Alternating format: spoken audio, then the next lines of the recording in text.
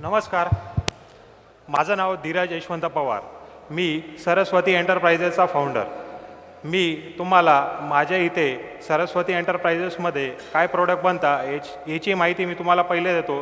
त्यानंतर ही आयडिया किंवा ही संकल्पना मला कशी आली याबद्दल व ही कंपनी चालू करायला मला काय अडचण आली आणि कंपनी चालू केल्यानंतर मला काय अडचणी आली याबद्दल मी तुम्हाला इथं सांगणार आहे. सरस्वती एंटरप्राइजेस हे PP बॅग, HDP बॅग आणि लेनो बॅग मॅन्युफॅक्चर करते. तर तुम्ही म्हणणार PP बॅग आणि HDP बॅग म्हणजे काय? तर पॅकिंगला लागणारे ज्याला की आपण प्लॅस्टिक कट्टे किंवा प्लॅस्टिक बॅग जे की आपण धान्य, गहू, बाजरी, सिमेंट, साखर याच्यासाठी वापरल्या जी बॅग येते त्याला आपण PP बॅग व HDP बॅग असं म्हणतो. तर लेनो बॅग जे की आपण कांदे भरण्यासाठी वापरतो त्याला लेनो बॅग असे म्हणतात. मीही एका साधारण घरातून आलेलो आहे. माझंही असं काही बिझनेस बॅकग्राऊंड नाही, त्यामुळे मी व्यवसाय करू शकेल असं मला कधी वाटलं नव्हतं.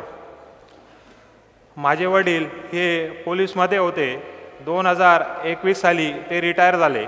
माझी आई ही घरकाम करते. माझं 1ली ते 10वी प्राथमिक शिक्षण हे कनोसा कॉन्व्हेंट हायस्कूल इथं पूर्ण झालं. त्यानंतर मी 11वी-12वी ही SSVPS सायन्स इथं पूर्ण केली. 12वी झाल्यानंतर असं काही ठरवलं नव्हतं का बरं की मी माझ्या लाईफमध्ये असं काही सिरियस होतच नाही.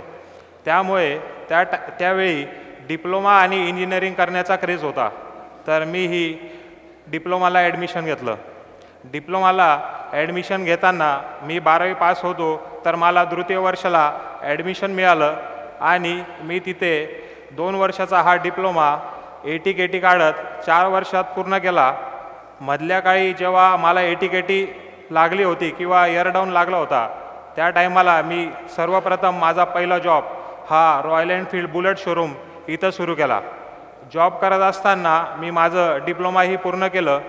डिप्लोमा पूर्ण झाल्यानंतर मला असं वाटलं की आपण आता मुंबई पुण्याला जाऊन 2-3 वर्ष कुठल्या तरी एका कंपनीत काम करू, परमनंट होऊ, सेटल होऊ आणि घरच्यांना आराम देऊ असं मला वाटलं होतं.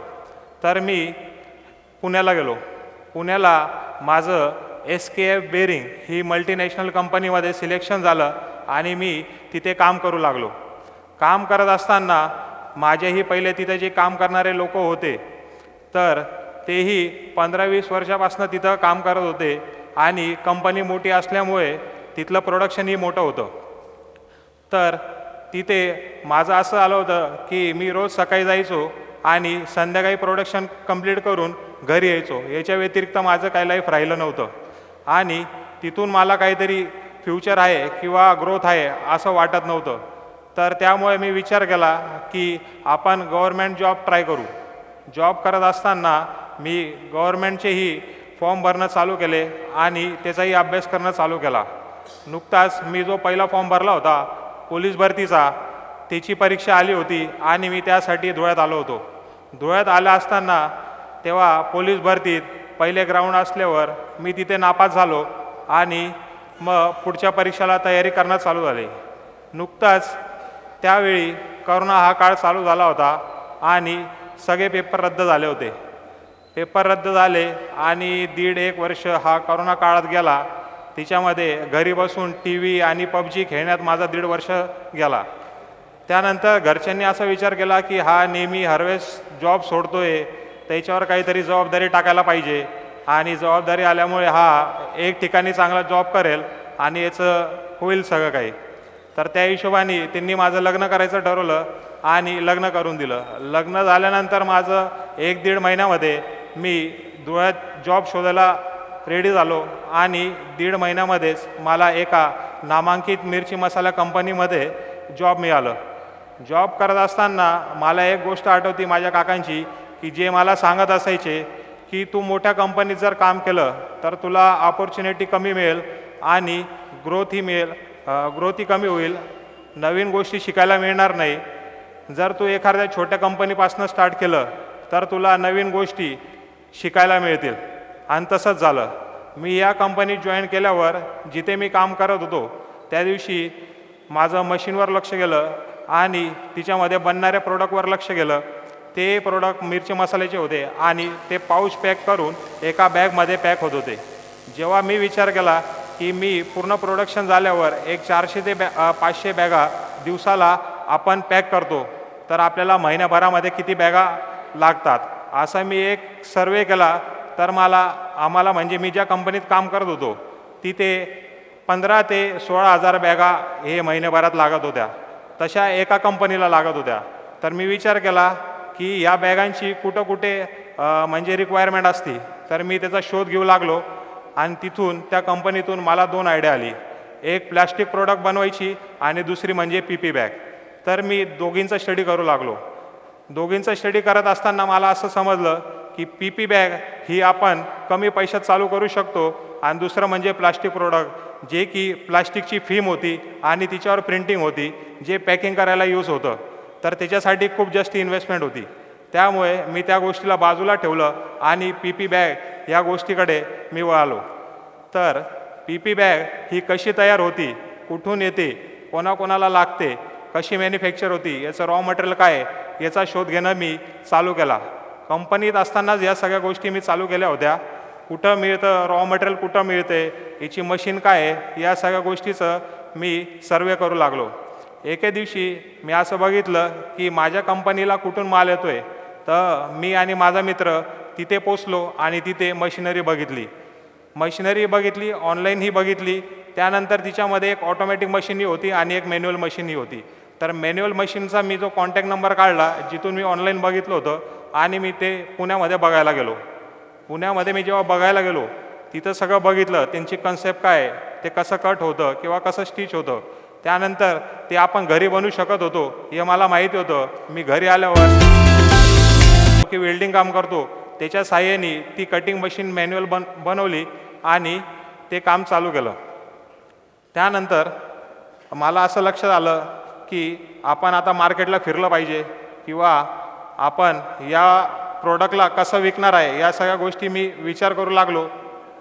ते विचार करत असताना मला असं कळालं की आपण जी बॅग बनवतो तिच्यावर प्रिंटही लागणार होती.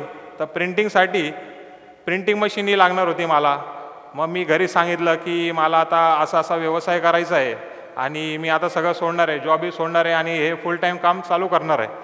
तेव्हा घरचे म्हणाले की आपल्याकडं एवढा पैसा नाही, आपल्या इथं कोणी बिझनेस केला नाही किंवा आपल्या इथं कोणाला माहीत नाही, तर तू हे सगळं कसं करणार आहे, असे सगळे प्रश्न माझ्यासमोर होते.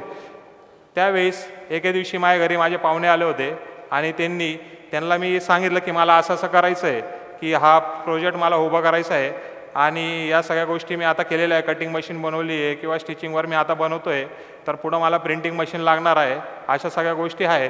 तर त्यांनी माझी भेट हर्षल विभांडिक सरांशी करून दिली आणि दुसऱ्या दिवशी नुकताच सर घरी आले. त्यांना मी मशीन दाखवल्यानंतर बिझनेसची कन्सेप्ट सांगितली. त्यानंतर सरने मला सांगितलं की तुला एक गव्हर्नमेंट थ्रू फंडिंग होऊ शकते आणि तू जिल्हा उद्योग केंद्रामध्ये जाऊन रिपोर्ट सबमिट कर आणि त्यानंतर ती बँकेत झाल्यावर तुझी प्रोसेस होईल.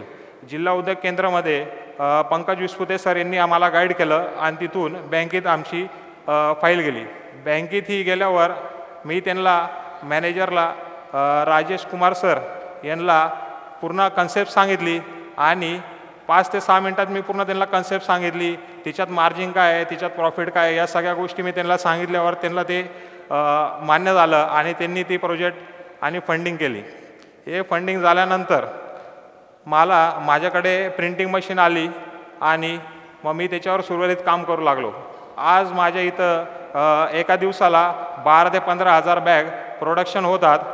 ते मी आता पुढे वाढवणार आहे आणि ती संकल्पना जी आता मी 10,000 बॅग दिवसाला कट करतो ती मी आता पुढे एक दिवसाला 1 लाख बॅग प्रोडक्शन करून ती विकण्याचा मी पुढं ठरवलेला आहे आणि त्याच्याबद्दल जो रॉ मटेरियल मला लागतो हे सगळं बनवण्याचाही मी पुढं विचार केलेला आहे. माझे आता फ्युचरचे जे गोल आहे, पहिले 28 ते 29 वर्षाचा होतो तेव्हा मला माझ्या लाईफमध्ये काय करायचं हे माहिती नव्हतं. पण जेव्हा मी हा बिझनेस चालू केला किंवा या गोष्टी या आयडिया आल्या त्यानंतर आज माझ्यापुढे काय लक्ष आहे ते मी पूर्ण करण्यासाठी आपलं काम चालू ठेवलं आहे। इथं मी माझे 2 शब्द संपवतो आणि उद्योग प्रबोधिनी ब्रँडो यांचा धन्यवाद करतो।